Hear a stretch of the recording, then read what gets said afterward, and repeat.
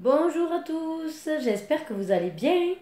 Alors je vous retrouve pour une nouvelle vidéo cuisine. Ça faisait longtemps, c'est les vacances, donc je peux un peu plus cuisiner. Et puis il y a mon papa pour les travaux, donc c'est vrai que j'essaye de faire des plats un petit peu plus construits, on va dire.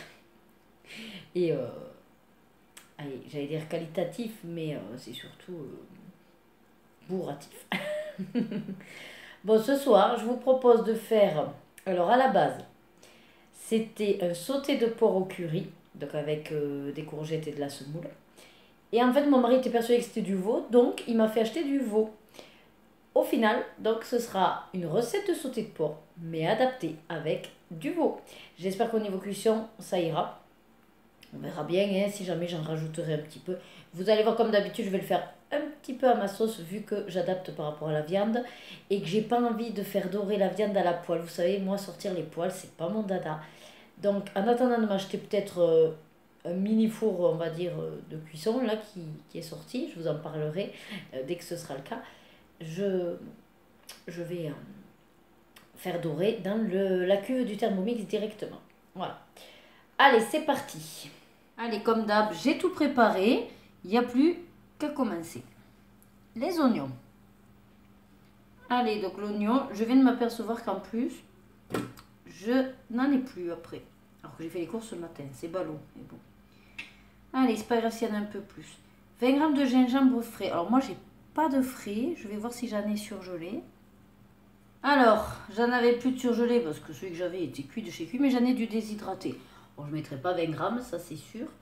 Je vais mettre une petite, voilà, petite pincée qui est le goût. Hop. Il n'y a même pas mis 1 gramme. Vous allez voir, je vais en rajouter un peu quand même. Voilà. Allez, on va mixer tout ça.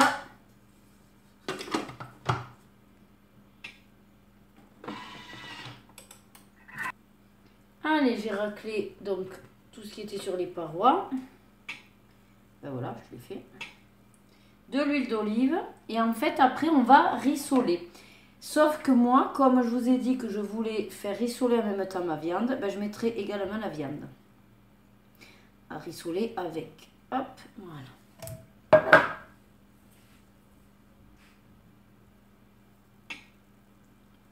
Alors là, je vais aller mettre la viande. Alors, il faut 800 g de porc, mais moi, du coup, je suis partie sur 500 de veau. Je vais mettre quand même ma balance pour être sûr. Et je vais rajouter mon veau que j'ai coupé en petits cubes.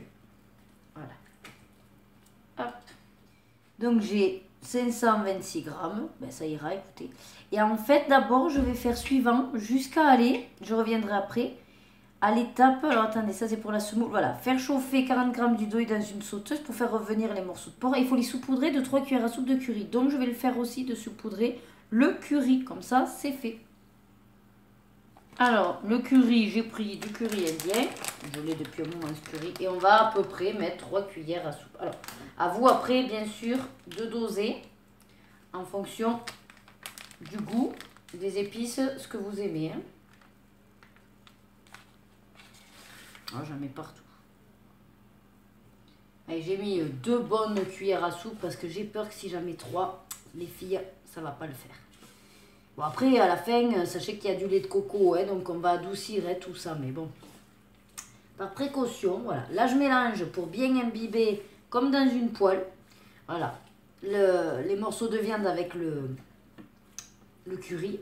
Donc ça, voilà. Sinon, n'hésitez pas plutôt à le faire dans une poêle à côté. Hein, c'est ce qui est demandé.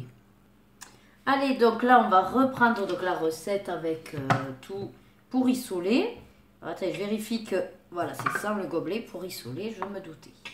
5 minutes et on va passer à l'étape suivante. Alors, l'étape suivante, vous voyez, c'est de mettre de l'eau, l'huile et le couscous pour préparer le couscous. Donc, en fait, on va pouvoir peser pendant qu'il traficote. Alors, on fait vite quand même, hein, puisque le but, c'est... on met en balance. Il est à peu près stable. Bon, alors, vu que là, ça remue pas mal parce que comme j'ai mis la viande, ça fait plus. Donc, je vais me peser sur une balance à côté. Allez, on continue en version téléphone parce que ma tablette est pleine et que je suis en train de vider les fichiers. Ah ben, c'est toujours comme ça, c'est quand vous en avez besoin. Bon, lui, du coup, il a fini. Alors, voilà ce que ça donne. Donc, il a rissolé, enfin, plus ou moins. Réellement, il devait rissoler les oignons. Mais ça fait ce que je voulais. La mixture, bien.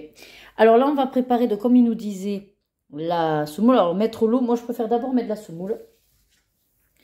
Plus facile. Donc, il faut 200 grammes. Hop, je vous mets un témoin. Ah, mais attendez, 200 grammes, ça fait pas beaucoup. Sachant que dans une recette, parce qu'on est quand même 6 dessus, sachant que dans une...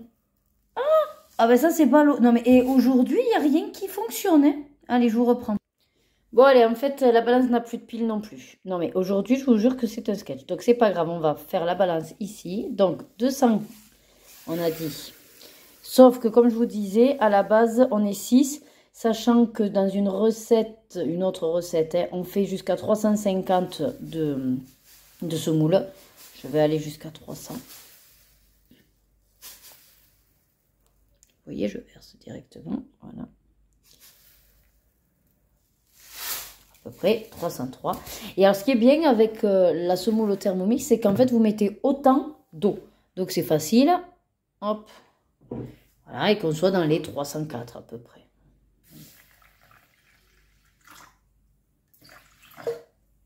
Ah, mercredi. Bon, ben voilà. Un chouïa plus, c'est pas grave. Et ensuite, il disait, donc, une pincée, ça je peux l'enlever, une pincée de sel et 20 g d'huile d'olive. Ah, 20 g d'huile d'olive. Bon, ben si, alors, attendez, on remet.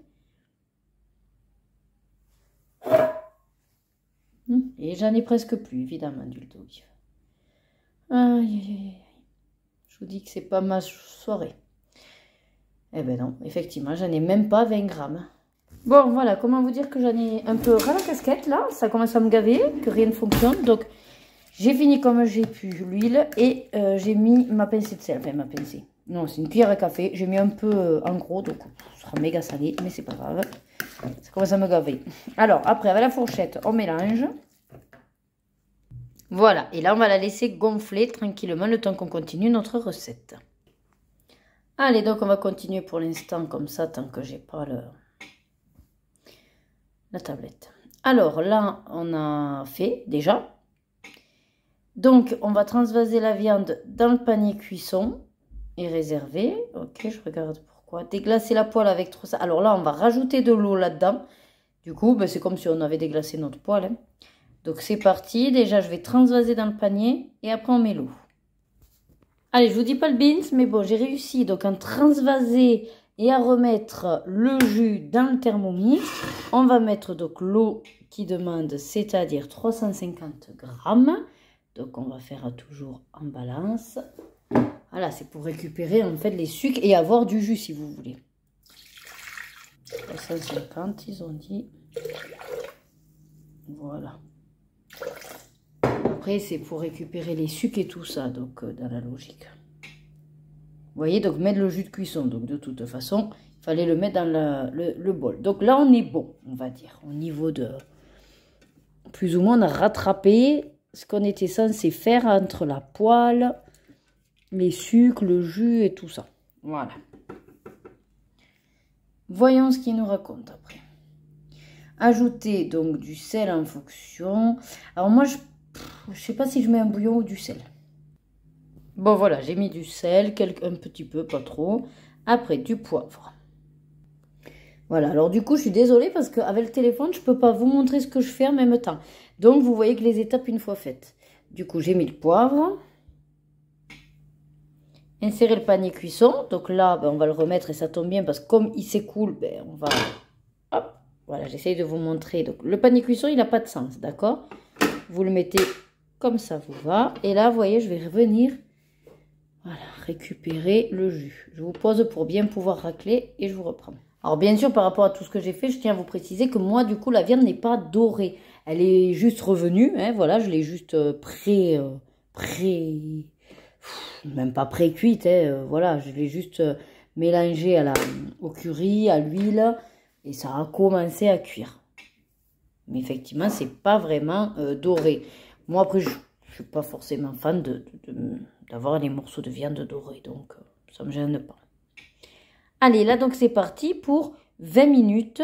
Ça va cuire dans le panier. Et ils nous disent qu'apparemment, il y a une étape après à faire. Voyons quelle est cette étape. Ah oui, alors on va mettre les rondelles de courgettes dans le varoma, préparer le couscous et le verser sur le plateau vapeur. Allez, j'essaye de vous installer de manière à ce que vous me voyez faire. Allez, voilà, je pense que j'ai réussi à ce que vous voyez. Donc, j'ai découpé mes courgettes en rondelles. Alors, j'en ai un peu plus que 500 grammes. C'est pas énorme. Le varoma, donc, c'est 7 ustensiles. Donc, on va les mettre, comme ils disent, à l'intérieur, tout simplement. Hop, voilà. On va les disposer, on va essayer de voilà, défaire un petit peu les rondelles pour pas qu'elles soient collées, pour quand elles vont cuire à la vapeur, la cuisson soit homogène. Et on essaye également de laisser les petits trous. Donc, ça remonte pas trop non plus sur les côtés parce qu'on va mettre le plateau vapeur. Hein. J'espère que vous me voyez faire parce que j'ai pas le retour caméra. Alors, je fais un peu au pif. Ensuite, donc, on va rajouter ceci, qui est le plateau vapeur, qui va venir se poser au-dessus. Donc, c'est pour ça que je vous disais de ne pas trop remonter sur les côtés, parce que ça ne passera pas. Voilà. Et là, on va mettre, on va égrener le couscous et on va le mettre là-dessus. Par contre, pour ceux que ça gênerait, puisqu'il y a des petits trous, hein, que les graines, certains puissent passer à travers, vous pouvez mettre un papier cuisson. D'ailleurs, je me tâte, mais je pense que c'est ce que je vais faire. Ouais, je vais vous le faire. Donc, vous venez à peu près prendre la mesure. Voilà. Hop. Petite astuce pour que la feuille de papier cuisson tienne. Donc, vous allez la froisser en boule. On va la mouiller. On les sort comme il faut. Vous les saurez bien. Ne vous inquiétez pas, ça ne se déchirera pas. Hein. Et c'est pas grave qu'il y ait un peu d'eau non plus, d'ailleurs. Hop, et une fois essorée, vous voyez, hop, on la redéplie pour la mettre sur notre plateau. Et ça va épouser, enfin du moins, ça ne volera plus, pour voilà, venir épouser la forme qu'on veut. Et là, donc, on va venir mettre notre semoule. Donc, je vous montre ma semoule, elle a gonflé. On reprend la fourchette, on égrène. J'essaye de vous montrer, attendez. Voilà.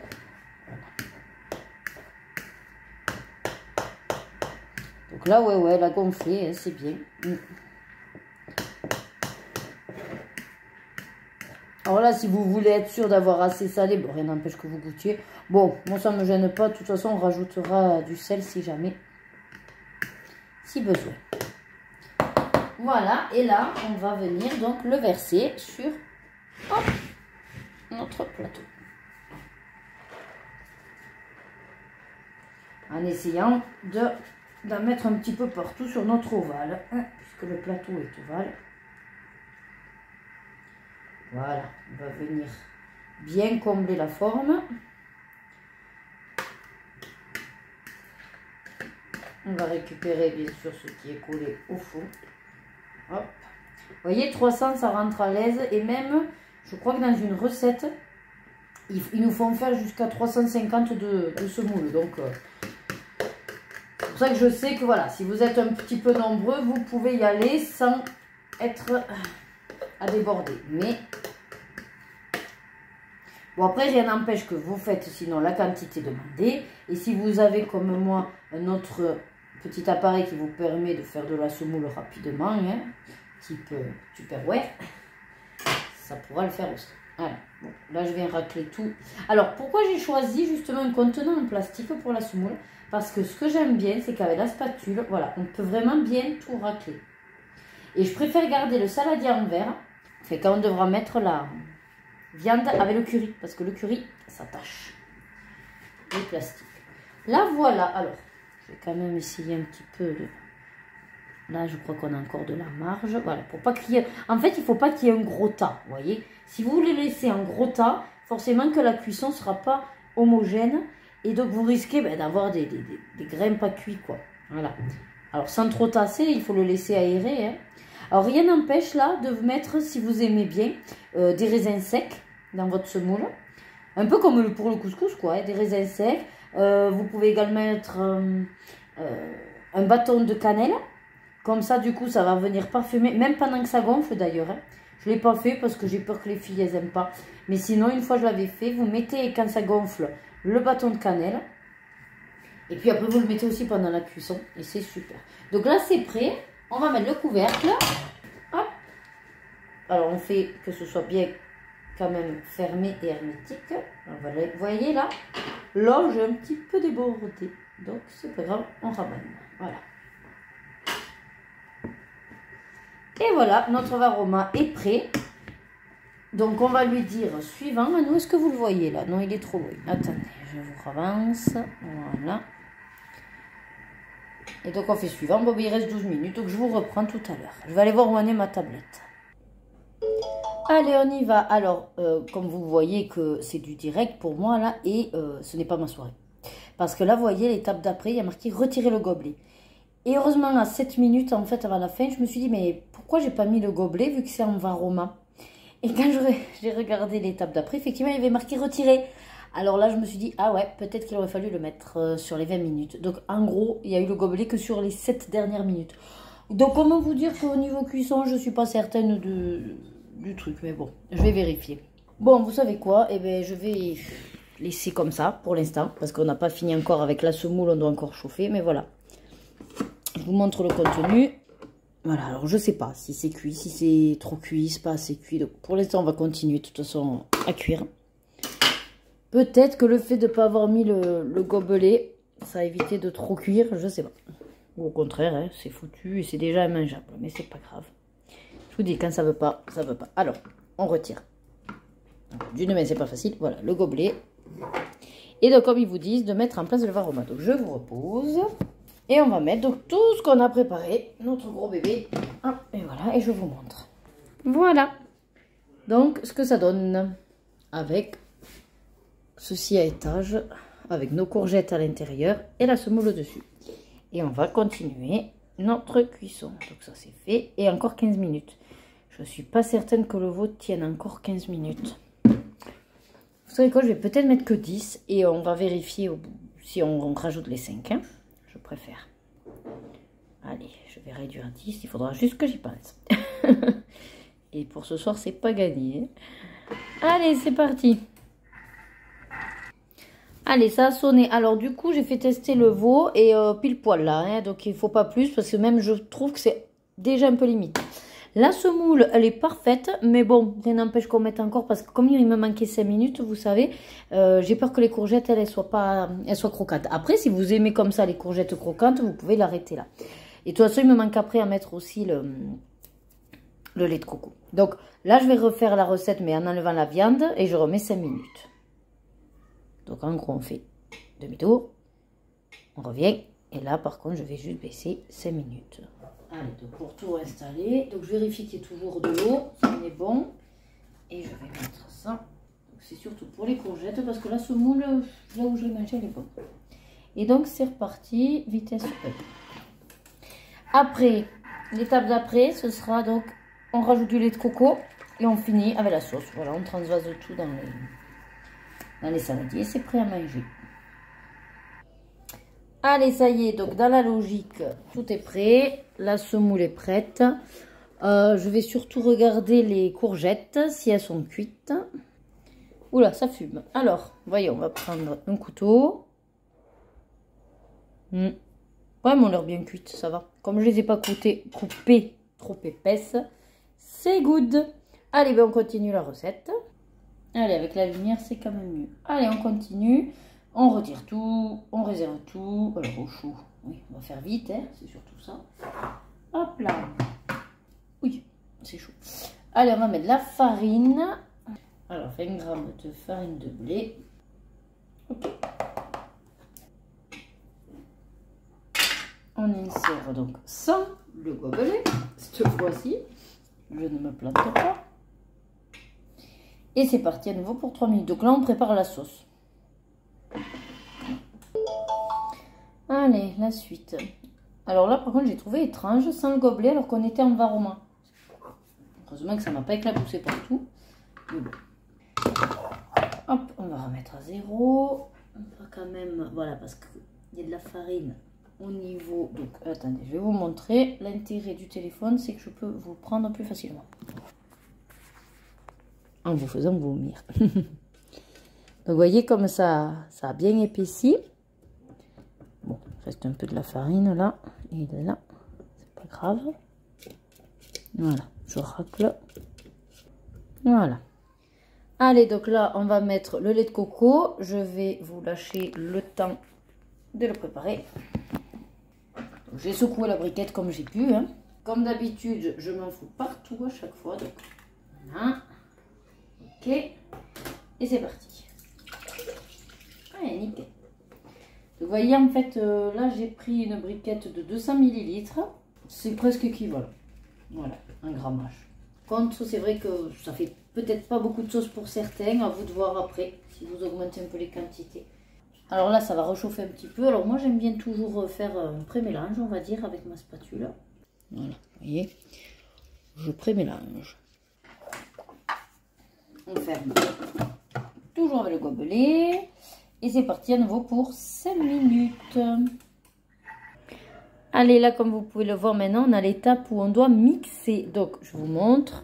C'est simplement pour que tout soit homogène. Donc, c'est parti. On mixe. À donf. Allez, voilà. Donc, comme vous pouvez le voir, j'allais transvaser tout dans un saladier.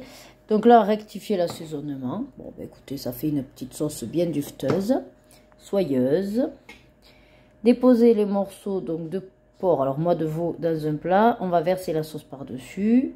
Alors je vais peut-être éviter moi par rapport aux filles. Au coxy, la sauce tant pis. Et voilà au final avec les courgettes, mais moi que je vais pas mélanger. Je vais tout séparer comme ça, chacun fait sa popote. Bon écoutez, ça a été chaotique, mais on y est quand même arrivé. Il est 8 h, donc c'est l'heure de manger. J'espère malgré tout que ce changement de caméra vous aura pas trop perturbé. Je suis désolée du coup si j'ai pas pu vous montrer comme d'habitude, que vous aimez bien me suivre. Je me rattraperai pour les prochaines, promis. Allez, je vous dis bon appétit, prenez soin de vous et à très vite dans une prochaine vidéo. Bye bye!